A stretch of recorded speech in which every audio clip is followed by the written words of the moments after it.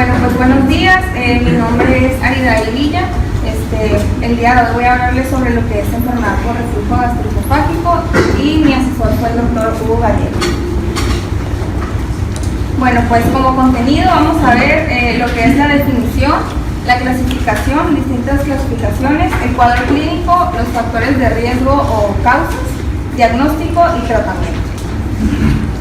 Bueno, en cuanto a definición, tenemos que la enfermedad de reflujo gastroesofágico es un trastorno de motilidad caracterizado por lo que es principalmente acidez, y esta va a ser causada por el reflujo del contenido gástrico hacia lo que es el esófago, el cual va a producir síntomas o lesiones esofágicas que pueden afectar lo que es la salud y la calidad de vida de los individuos o los pacientes que lo presentan. Para esto tenemos el reflujo, puede ser fisiológico o patológico, que es de lo que vamos a hablar actualmente. El reflujo fisiológico se dice que lo podemos encontrar por lo general postprandial.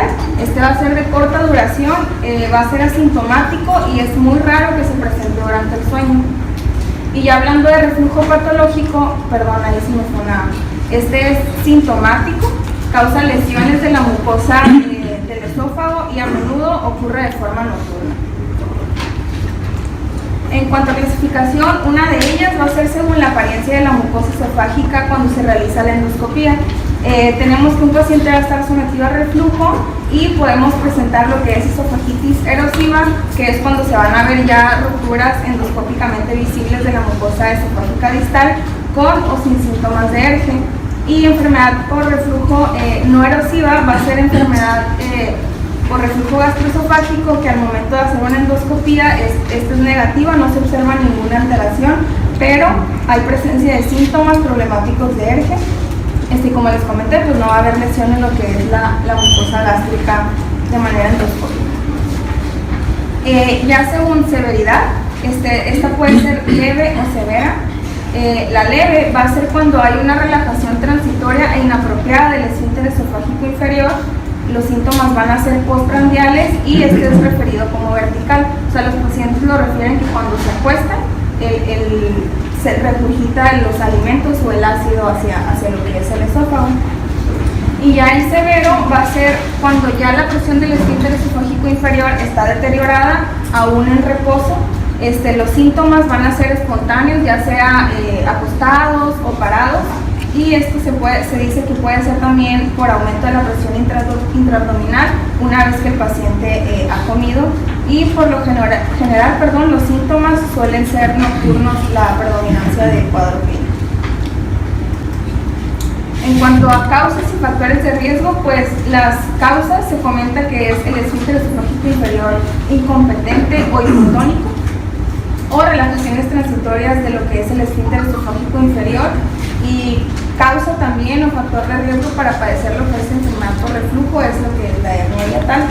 Y ya como factor de riesgo como tal, medicamentos que reducen el tono del esfínter esofágico inferior, como por ejemplo los betabloqueadores, alimentos y bebidas también pueden reducir el tono del esfínter esofágico inferior, como el café, el chocolate, los alimentos o bebidas carbonatadas. Los AINES también se han reportado como causas o factor de riesgo de ERGE. El tabaco también, sin embargo, el tabaco se ha encontrado que es un factor de riesgo importante para padecer enfermedad por reflujo gastroesofágico, pero se ha demostrado también que aumenta los síntomas de reflujo, pero que si una persona fumadora deja de fumar, no mejora los síntomas. Se ha demostrado en varios estudios. Y pues el embarazo y la obesidad también es un factor de riesgo o causa de enfermedad por reflujo por aumento de la presión intraabdominal. En cuanto al cuadro clínico, tenemos distintos cuadros clínicos de enfermedad por reflujo. Puede presentarse con síntomas típicos, atípicos o extraesofágicos. Los síntomas típicos que conocemos todos pues es la pirosis y la regurgitación. Que podemos hablar de pirosis como esa sensación ardorosa retroesternal, y la regurgitación es el sentimiento de los pacientes del ácido hacia el esófago. Se dice que aunque la sensibilidad y especificidad no son ideales para diagnosticar ya con el cuadro clínico ERGE, los síntomas típicos se consideran como suficientes para hacer un diagnóstico presuntivo de ERGE, y esto nos puede, nos dice que podemos iniciar con la prueba terapéutica de inhibidor de bomba de protones para poder descartar o diagnosticar la enfermedad por reflujo gastroesofágico, siempre y cuando no haya otros síntomas atípicos o signos de alarma.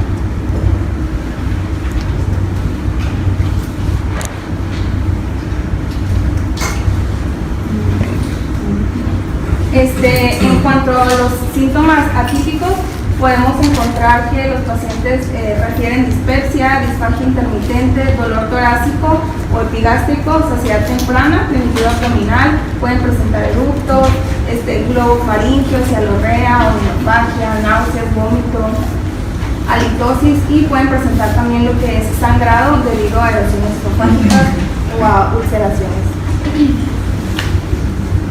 Y en cuanto a los síntomas esofágicos, síntomas de ERGE extraesofágicos, podemos encontrar la presencia de sibilancias debido a broncoespasmo, exacerbación de cuadros de asma, podemos encontrar también lo que son erosiones dentales, laringitis, que esto por lo general se va a deber a lo que es reflujo laringio-faríngeo.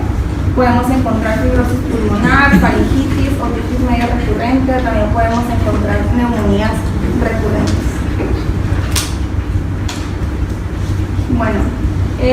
Para hacer el diagnóstico de ERGE, como les comentaba anteriormente, el hecho de tener la sintomatología típica de pirosis y regurgitación nos puede dar una certeza razonable de que tiene el paciente enfermedad por reflujo gastroesofágico y podemos iniciar con una prueba terapéutica de inhibidor de bomba de protones. Hay un estudio que se refiere en muchas bibliografías hablando de lo que es enfermedad por reflujo gastroesofágico, que es el Diamond Study. Aquí, además de otras cosas que nos arroja que los pacientes que presentan pirosis y regurgitación tienen un 69 y un 62% de especificidad, de sensibilidad y especificidad, respectivamente, para padecer enfermedad por reflujo gastroesofágico. Si vemos, pues no es tan elevado, pero lo que nos comenta aquí en el estudio es que podemos iniciar con la terapia empírica de un inhibidor de bomba de protones, y ahorita les voy a explicar ya en lo que consiste la terapia. Y si estos responden adecuadamente al tratamiento, pues ya podemos decir que el paciente sí padece enfermedad por reflujo gastroesofágico, siempre y cuando no presente otros datos de alarma, como les había comentado anteriormente. En este mismo estudio y en otras bibliografías también nos hablan acerca de los cuestionarios que se realizan a los pacientes que presentan enfermedad por reflujo gastroesofágico. Este cuestionario en especial venía en el estudio anteriormente comentado, fue la herramienta que utilizaron. Comentan que los cuestionarios se utilizan, pero por lo general se utilizan más para lo que son estudios. En la práctica clínica o diaria no se utilizan tanto. Las preguntas que se le realiza al paciente que tienen las palomitas, estos son predictores positivos para padecer lo que es la enfermedad por reflujo gastroesofágico. Se le cuestiona al paciente y se le da un puntaje de acuerdo a la respuesta que el paciente otorgue. Y los que tienen la cruz son los que son predictores negativos para que se trate de enfermedad por reflujo gastroesofágico. Una vez que el puntaje o la puntuación arrojada de este cuestionario nos da arriba de 8, es una alta sospecha de enfermedad por reflujo gastroesofágico. Pero como les comentaba, el cuestionario así por sí solo no nos diagnostica, sino que nos da una idea de que pueda tratarse de esto, y se utiliza más que nada para realizar este estudio. Como les comentaba, pues el diagnóstico se va a realizar mediante una combinación de presentación de síntomas del cuadro clínico del paciente, respuesta a la terapia antisecretora y pruebas objetivas como son la endoscopía y la monitorización ambulatoria del reflujo. El diagnóstico va a ser más difícil cuando los síntomas no son los típicos, como por ejemplo cuando el paciente presenta dolor torácico. Cuando el paciente refiere a dolor torácico es muy importante excluir lo que es una causa cardíaca, y una vez que se ha excluido podemos iniciar ya con la prueba terapéutica de inhibidor de bomba de protones. Otra parte del diagnóstico es la endoscopía. Si bien la endoscopía no está indicada como tal para todos los pacientes que presentan reflujo gastroesofágico, esta se puede, bueno, más bien está indicada en pacientes que persisten con los síntomas típicos a pesar de la prueba terapéutica con inhibidor de bomba de protones, síntomas de alarma como son disfagia, sangrado, anemia por deficiencia de hierro, pacientes que tengan pérdida de peso o síntomas atípicos para excluir algunos otros síntomas, trastornos gastrointestinales.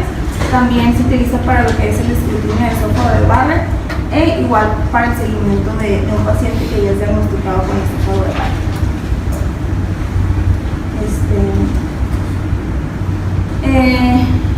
Continuando con endoscopía y toma de biopsia, como les comentaba, pues no es de rutina para un paciente con enfermedad por reflujo y no está recomendada como tal para el diagnóstico. Se toman las muestras de biopsia en pacientes que tengamos sospecha de metaplasia, displasia o malignidad, ya según el cuadro clínico que el paciente vaya presentando. El diagnóstico histológico de la mucosa esofágica nos va a arrojar distintos resultados. Cuando tenemos un eje leve, podemos encontrar lo que es engrosamiento de la zona basal y el hablamiento de las papilas. En una moderada puede haber erosión epitelial con ulceración e inflamación. En una eje severa, lesión o destrucción epitelial. Y ya cuando encontramos esofagitis propiamente, pues ya vamos a encontrar lo que es erosión y ulceración con o sin hemorragia del esófago distal. Y ya esófago de Barrett, pues ya es la presencia de epitelio cilíndrico en la superficie del esófago inferior, reemplazando el epitelio característico, que es el epitelio escamoso. En cuanto a las clasificaciones endoscópicas, hay varias. La que más se utiliza es esta, la clasificación de los ángeles. Este se divide en A, B, C y D, teniendo como A, podemos decir que tenemos un ángeles A cuando hay una o más rupturas de la mucosa que están confinadas únicamente a los pliegues, pero son de 5 milímetros o más pequeños. Aquí como se puede observar la lesión. Tenemos que puede ser un ángeles B cuando hay una o más rupturas de la mucosa, pero estas van a ser mayores de 5 milímetros, igual van a ser confinadas a los pliegues, pero no van a ser continuas.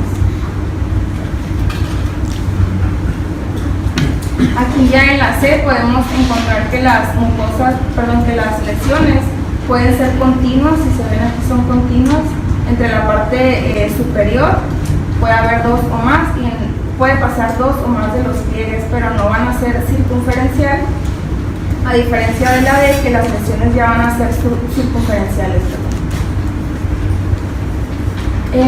Otra clasificación que se utiliza también endoscópica es la de Savary-Miller, que aquí se va a dividir en grados del 1 al 5. El grado 1 podemos ver lesiones eritematosas que van a ser exudativas, son superficiales, pueden ser únicas o múltiples, pero no van a confluir, son separadas. Y ya en el 2 ya tenemos lesiones que son confluentes, si vemos se unen aquí las lesiones, pero sin embargo no van a ser circunferenciales. Y ya en Savary-Miller 3 ya va a haber lesiones y erosiones exudativas que son confluentes, se fijan aquí confluyen, y estas son circulares, pero no va a haber presencia de estenosis. Y ya en el 4 ya vamos a encontrar lo que son estenosis, puede haber fibrosis crónica con disminución de la luz esofágica, puede haber úlceras profundas como vemos aquí, y se puede observar el acortamiento, como dice aquí, si se fijan está disminución de la luz y está acortado. Y pues ya en grado 5 ya estaríamos hablando de un esófago de Barrett. Bueno, otra parte del diagnóstico importante de enfermedad por reflujo es lo que es la pH-metría. La monitorización como tal del pH no está indicado para todos los pacientes de igual manera, solo va a estar indicado en pacientes cuyos síntomas van a persistir a pesar de una terapia antirreflujo, o bien en los pacientes que tienen hallazgos normales en la endoscopía, y que persisten con síntomas. También se puede utilizar para pacientes que son candidatos a tratamiento quirúrgico. Se realiza también la pH-metría con manometría antes de lo que es la terapia quirúrgica. Para poder realizar la pH-metría, esta monitorización es ambulatoria y es la única prueba que está disponible para documentar la presencia y la frecuencia de lo que son episodios de reflujo. Se puede utilizar de 3 maneras. Hay catéteres que son transnasales y miden el pH durante 24 horas. Hay lo que es la impedancia combinada con la pH-metría, y esto se va a utilizar para incluir los episodios de reflujo que no son ácidos. Y hay sondas de telemetría de pH inalámbrica que son para 48 horas. Por lo general, las primeras 2 son las que se utilizan habitualmente. Para considerar la prueba de pH-metría que es positiva, vamos a encontrar que el porcentaje de los síntomas ocurrieron durante los episodios de reflujo ácido, esto es, con un pH menor de 4. Y va a ser positiva si la correlación con la clínica y la presencia del reflujo ácido es más del 50%. Y se puede clasificar en 3: los pacientes con exposición esofágica normal al ácido, que presenten aproximadamente un 4.2% los síntomas y que presenten, como mencionamos anteriormente, un pH menor de 4 asociado a los síntomas. Otro puede ser pacientes que tienen exposición esofágica normal al ácido, o sea que no va a ser menor de 4, pero presenta síntomas, y a esto se le va a llamar lo que es un esófago hipersensible. Y hay pacientes también que van a presentar exposición esofágica normal al ácido, pero no tienen síntomas, y estos pacientes van a ser clasificados como acidez estomacal funcional. Estos 3 puntos son los que queremos encontrar, pero principalmente es pacientes con exposición esofágica normal encontrando un pH menor de 4. Bueno, ya entrando a lo que es el tratamiento, son varios puntos del tratamiento. El primero que vamos a tocar es la dieta. Se habla mucho sobre la dieta en los pacientes con enfermedad de reflujo gastroesofágico, que si deben dejar de fumar, que si deben de dejar de comer alimentos grasosos, irritantes, dejar de tomar medicamentos. Sin embargo, se han hecho múltiples estudios y no existe evidencia sólida como tal que modificar la dieta van a reducir los síntomas o complicaciones de alergia. Sin embargo, empíricamente se ha utilizado esto y se debe individualizar en cada paciente. Por ejemplo, si ya hay un paciente conocido con enfermedad por reflujo y que tiene esofagitis, y él identifica que a la ingesta de cítricos, por ejemplo, sus síntomas empeoran, sí se ha demostrado que si el paciente deja de ingerir este tipo de alimentos, mejora su sintomatología, Pero como tal, las guías no te describen que el hecho de quitar alimentos van a hacer que los pacientes mejoren. Pero como les comentaba, se debe de individualizar en cada uno de los pacientes. Hay pacientes que identifican la ingesta de algún tipo de alimentos con empeoramiento de sus síntomas de tirosis y regurgitación o de dolor ya cuando los pacientes son diagnosticados con esofagitis. En cuanto a las medidas higiénicas, la obesidad se va a asociar a una mayor incidencia de síntomas y complicaciones. Como mencionábamos al principio, los factores de riesgo o causas precipitantes de enfermedad por reflujo gastroesofágico es el aumento de la presión intraabdominal. Entonces, se ha demostrado que la pérdida de peso significativa se ha asociado con una mejoría de lo que son los síntomas de los pacientes con enfermedad por reflujo. Lo que les mencionaba al principio, el tabaquismo también se ha relacionado con enfermedad por reflujo gastroesofágico, pero igual se ha estudiado que el hecho de que si un paciente ya es fumador y deja de fumar, no va a mejorar los síntomas de reflujo. Pero igual, como les mencionaba anteriormente, si el paciente fuma y él refiere como que después de fumar inicio con la sintomatología, pues sí está demostrado que si deja de estar expuesto al detonante, llamámoslo así, sí mejoran los síntomas. Otro de las medidas higiénicas que hay que tomar en cuenta es elevar la cabecera de la cama por la noche.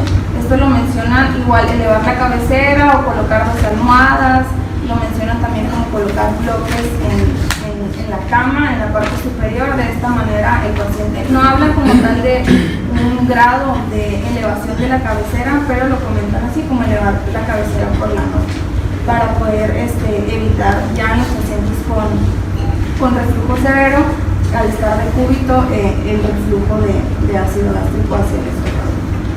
Otra de las medidas higiénicas importantes es evitar lo que son los alimentos dentro de las 2 a 3 horas previas a dormir. Y otra pues es evitar medicamentos que relajen el esfínter esofágico inferior, como los que mencionábamos anteriormente, como los beta bloqueadores. Aunque no nos compete el hecho de dar un tratamiento quirúrgico, es importante saber también en qué pacientes está indicado o cuándo vamos a referir al servicio de cirugía para realizar un tratamiento quirúrgico. Es muy importante el saber que un paciente que tiene enfermedad por reflujo gastroesofágico y no responde al inhibidor de bomba de protones, no significa que el hecho de llevar al paciente a cirugía va a mejorar sus síntomas. De hecho, está estudiado que un paciente que no responde al inhibidor de bomba de protones no está indicado el tratamiento quirúrgico, porque se ha demostrado que no presentan mejoría.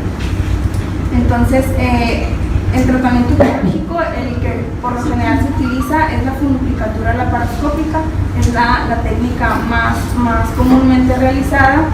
Y como les digo, esto va a estar recomendado en pacientes, por ejemplo, en pacientes que son jóvenes, recién diagnosticados con enfermedad de reflujo gastroesofágico, que tiene un impacto el hecho de estar ingiriendo diariamente lo que es el inhibidor de bomba de protones, ya sea el impacto económico o social, el hecho de estar ingiriendo el inhibidor de bomba de protones. Pero es muy importante que al paciente que se le va a ofrecer lo que es la funduplicatura, previamente tuvo que haber estado en manejo con un inhibidor de bomba de protones y haber respondido al menos el 50% de sus síntomas, porque si se somete al procedimiento quirúrgico sin responder al inhibidor de bomba de protones, generalmente pues no está recomendado, porque se puede someterse a la cirugía, pero no va a tener la respuesta esperada.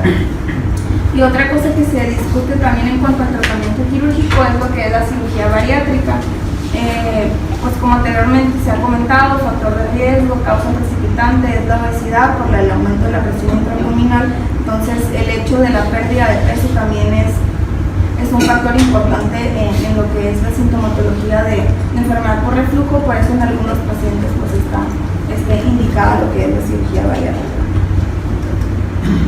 Y ya entrando a lo que es el tratamiento médico, el inhibidor de bomba de protones es el tratamiento médico más eficaz y el que más se utiliza. El inhibidor de bomba de protones va a inhibir irreversiblemente lo que es la bomba de protones de las células parietales. Con una dosificación regular continua se van a inhibir lo que son las bombas de protones adicionales y va a alcanzar el efecto máximo del fármaco. Se habla de inhibidor de bomba de protones a los 3 días. Y porque es el más eficaz el inhibidor de bomba de protones, es porque la vía final común de la secreción de ácido gástrico es la bomba de protones. Entonces por eso es más efectivo que los antagonistas de los H2. Como les comenté anteriormente, se requiere de 3 días para alcanzar lo que es un estado inhibitorio estable al momento de utilizar el inhibidor de bomba de protones. Se dice que aproximadamente al primer día se inhiben un aproximado de 80 bombas de protones, seguido del segundo día un aproximadamente de 20, y ya para el tercero se encuentra la estabilidad inhibitoria de lo que es las bombas de protones.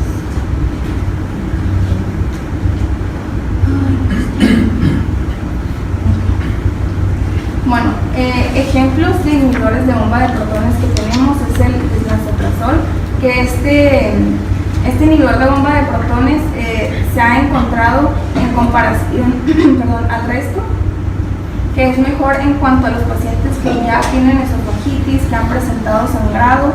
¿Por qué? Porque tienen un doble pico de acción. Se dice que actúa una vez ingerido, actúa a los 30 minutos y posteriormente 24 horas persiste con el efecto. Entonces se han estudiado y se han comparado lo que es el deslansoprazol con omeprazol, con el esomeprazol o con placebo, y se ha encontrado que tiene una mejor respuesta, pero en general ninguno es mejor que el otro como tal para los síntomas de enfermedad por reflujo gastroesofágico. Simplemente ya en pacientes con complicaciones de reflujo sí se ha demostrado que es mejor este fármaco. Bueno, en cuanto a la prueba terapéutica con inhibidor de bomba de protones, como tal, no hay un consenso que diga la dosis de inhibidor de bomba de protones, que nos diga cuál es el ideal para iniciar con la prueba terapéutica y por cuánto tiempo. Pero de manera empírica se ha encontrado que la prueba terapéutica se puede utilizar de 1 a 2 semanas. Entonces, si en el periodo de 1 a 2 semanas el paciente presenta mejoría, ya podemos hablar de que pues respondió a la prueba terapéutica con inhibidor de bomba de protones. Si en 1 a 2 semanas no ha respondido, se puede extender desde hasta 4 a 8 semanas para ver si el paciente responde a la prueba terapéutica. Si responde, pues ya continuamos con lo anteriormente mencionado, y si no responde, pues ya podemos iniciar lo que es el protocolo ya de realizar la endoscopía. Como les había mencionado anteriormente, el hecho de que el paciente no responda a la prueba con inhibidor de bomba de protones es una indicación para realizar endoscopía en búsqueda de datos ya como de esofagitis o de algún otro diagnóstico. Y si esa es la prueba terapéutica. Y en cuanto a la terapia de mantenimiento ya sea 1 o 2 veces al día va a estar indicada en pacientes que ya presenten complicaciones como lo que es enfermedad erosiva, estenosis o esófago de Barrett. Sí ya va a ser una terapia de mantenimiento. Les digo, por lo general se utiliza con dosis de 1 vez al día, ya dependiendo los síntomas del paciente se puede utilizar 2 veces al día. Se ha descrito también que el hecho de doblar lo que es la dosis no ayuda a la sintomatología. Lo que ayuda es más bien espaciar las dosis con un máximo de cada 12 horas. Y otra indicación de tener como prolongado durante 8 semanas el inhibidor de bomba de protones 2 veces al día. Se ha demostrado que en pacientes que tienen laringitis, tos crónica y asma han presentado mejoría el hecho de extenderse hacia 8 semanas con el inhibidor de bomba de protones.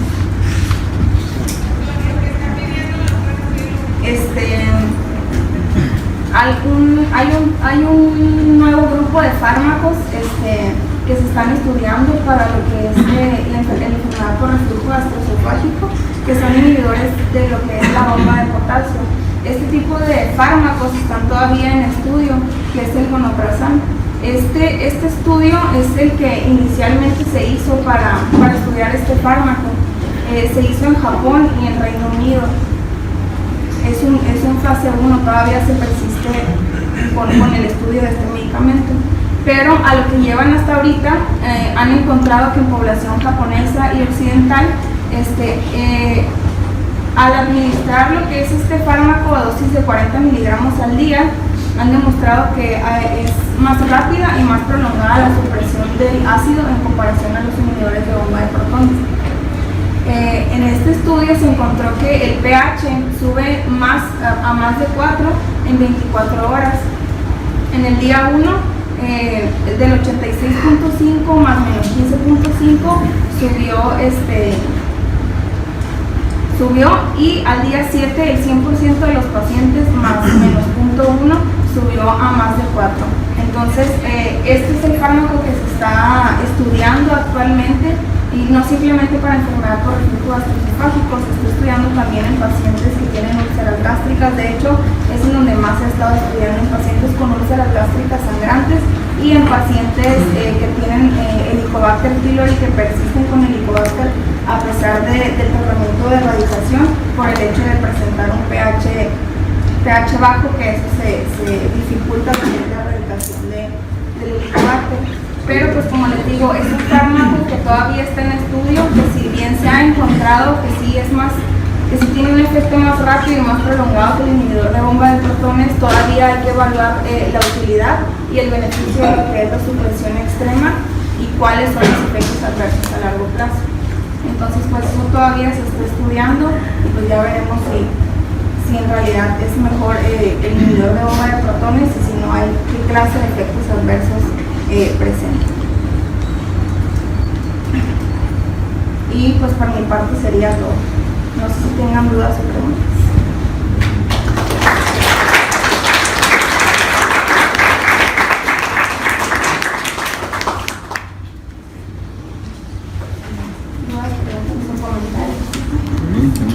Nada más, doctora, hay una revisión o guía de la Sociedad de Gastroenterología de México y ahí, si algún día tenemos un paciente así, viene como cuando ya respondió, que se suspende la terapia y si recae, cómo hacer las pautas, porque nos habla como de 3 posibles opciones, ¿no? Es importante revisar dependiendo de si los síntomas son continuos o no. Puede ser una terapia continua, una a demanda o una intermitente, que es otra, pues más o menos así, ¿verdad?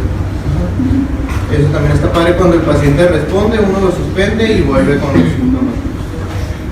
Sí, esto se menciona que cuando el paciente tiene síntomas típicos, podemos iniciar, como les comentaba, con la prueba terapéutica de inhibidor de bomba de protones de 1 a 2 semanas, y si responde, pues ya, el tratamiento para enfermedad por reflujo gastroesofágico. Si no responde, nos podemos ir hasta las 8 semanas y ya vemos si responde, pues ya el tratamiento para reflujo, que ya puede ser con el tratamiento a demanda, como comenta el doctor, de mantenimiento. El de mantenimiento sería como en pacientes ya con esofagitis, con esófago de Barrett, o sería ya realizar un procedimiento quirúrgico, pero como les comenté, siempre y cuando el paciente respondió al inhibidor de bomba de protones. Ya sería como instaurar en cada paciente si es candidato o no a qué tipo de terapéutica. Y como si no responde el inhibidor de bomba de protones, pues aquí lo mencionan como que hay que referirlo al gastroenterólogo, pero pues nosotros podemos iniciar con realizar la endoscopía, la pH-metría, iniciar como el protocolo de estudio. Igual acá dice que si tienen los síntomas atípicos, hay que considerar enviarse al cardiólogo, al neumólogo, al otorrino en búsqueda de otras causas, y ya si se sospecha de igual enfermedad por reflujo, iniciar con la terapia la terapia de prueba y ya pues si responde o no responde, ya es el mismo cuadrito. Bueno, prácticamente la enfermedad por reflujo gastroesofágico es el pan de cada día, ¿no?, de la consulta de medicina. Y prácticamente pues no deberíamos de referirlo al gastroenterólogo, ¿no?, porque prácticamente es una patología frecuente y es algo que nosotros tenemos que manejar, ¿no?, como tal. ¿Sí?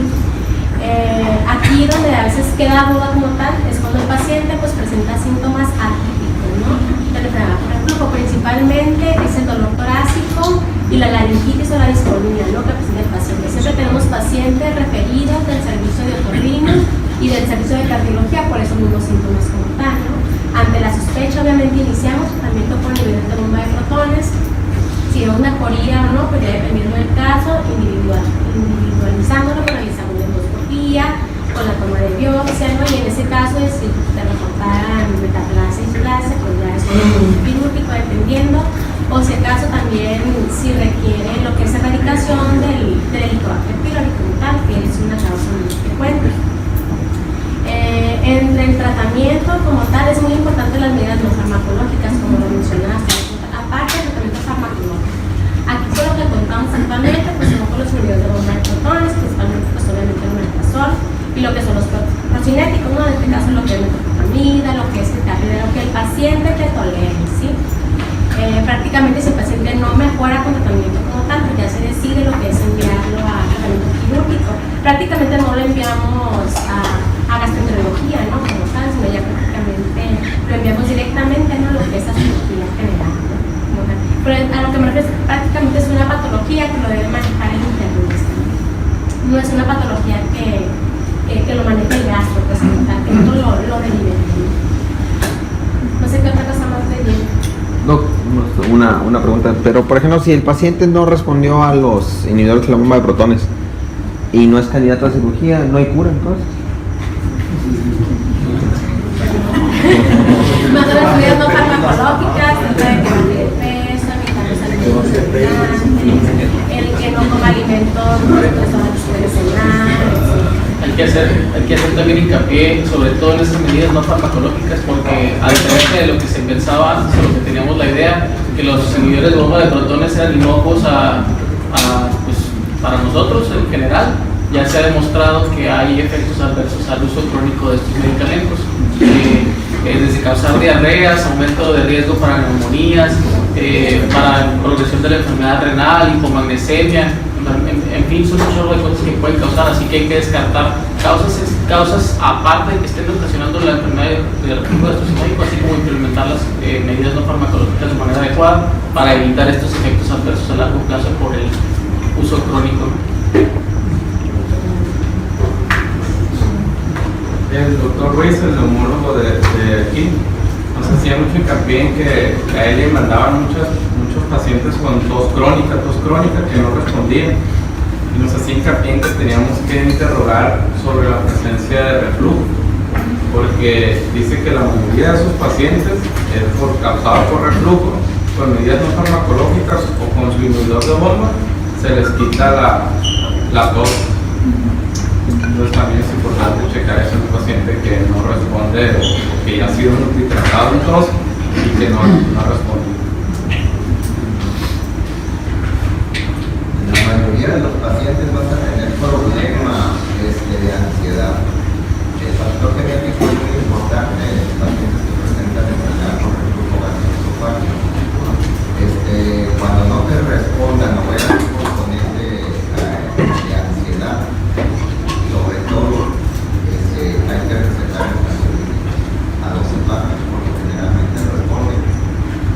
En el congreso de Acapulco del 2014 vino un gastroenterólogo que se dedicaba a ver eso y le recomendaba la centralidad a los vacas cuando se puede notar. Lo que dijiste sobre la alimentación, por lo generalmente tienes que decirle que eso, el reflujo gastroesofágico no se quita, se controla. Eso le debe de quedar claro a todos los pacientes, que si él hace desarreglo en su alimentación, entonces, y su estado emocional o su estado estresante, eso lo va a predisponer. Son los dos factores principales que te van a predisponer al reflujo gastroesofágico, junto con el terciarismo esofágico de origen genético. ¿Sí? Hay personas que tienen el peristaltismo, el terciarismo esofágico, hay que leerlo. Esos pacientes toda la vida van a tener reflujo. ¿Sí? No se lo vas a quitar. Hay gorditos que no les pasa nada, que tienen un esfínter bastante competente, pero hay pacientes delgados, ansiosos, con predisposición genética, que no les quitas el componente que era precisamente a neumología con la sintomatología florida como un cuadro asmático, y lo que tienen es un enfermedad por reflujo severo. Lo principal para quitar el reflujo gastroesofágico no es el tratamiento farmacológico, es el tratamiento no farmacológico. Si ustedes hacen énfasis en eso, van a predisponer la falta de adaptabilidad y resiliencia a la vida, es lo que hace que los pacientes tengan un reflujo gastroesofágico. Si tú vas con los pacientes del Hospital General comparados con los del Seguro Social, la patología de allá, tenemos sangrado de tubo